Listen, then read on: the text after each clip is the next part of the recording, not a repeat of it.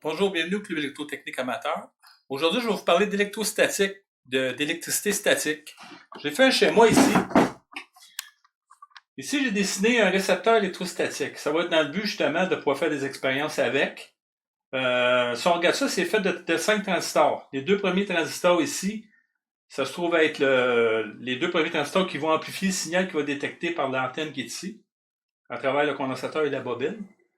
Le signal va arriver entre le condensateur et la résistance puis l'autre transistor dans le but de former une onde, une impulsion qui va permettre de faire basculer les deux transistors ici dans un état on-off ou off-on. Ça ne sera jamais les deux mêmes transistors qui vont être actionnés, c'est un ou l'autre. Dans le but de faire actionner RS, notre relais qui va commander une lampe.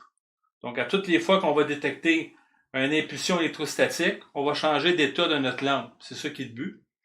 Donc, au niveau pratique, je vais enlever le contrôle ici. Je vais enlever mon panneau. Je vais rapprocher la lampe. Donc, l'idée, c'est que vous avez la lampe qui est là. Le récepteur est juste ici. Puis, je vais faire des expériences pour vous démontrer c'est quoi l'électricité statique. Entre autres, le premier générateur électrostatique était fait de 2 morceaux seulement. Un morceau plastifié. Ça peut être en PVC, en plastique ou en résine ou quelque chose qui est très isolant. Puis l'autre partie qui est un manche isolé avec une partie conducteur. Moi, j'ai pris un CD que j'ai recouvert de papier aluminium avec un petit manche qui se trouve être notre manche pour pouvoir l'appliquer directement sur le disque. Il est isolé par rapport à l'autre. Donc, qu'est-ce qu'il faut faire? Il faut prendre un linge en coton. On frotte le plastique dans le but d'accumuler des charges. Puis par la suite, on a seulement à le déposer dessus. Donc, si je fais un essai, je vais vous montrer un peu comment ça fonctionne. Donc, en théorie, je devrais avoir des charges là-dessus. Si je fais ça comme ça avec mon antenne, j'allume ma lumière. Je le repose. Je recommence une deuxième fois. Je devrais être capable de l'éteindre. Voyez-vous, à tous les coups, ça fonctionne.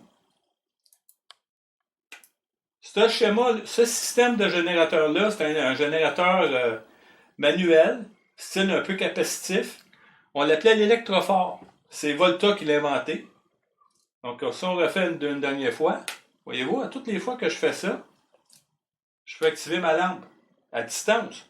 On peut détecter à peu près une distance d'à peu près 10 mètres avec un petit système comme ça. On peut aller plus loin que ça aussi. Les charges électrostatiques, il y en a partout. On en a sur notre corps, on en a dans nos cheveux, exemple, regardez bien. Si je prends ma spatule qui est ici, je frotte, je peux simplement faire la même chose. Les charges dans mes cheveux sont là. Donc, je contrôle la distance. Donc, on voit que les charges électrostatiques sont partout sur notre corps. Donc, qu'est-ce que je vais vous montrer ce matin? Démontrer que l'électricité statique, il y en a partout.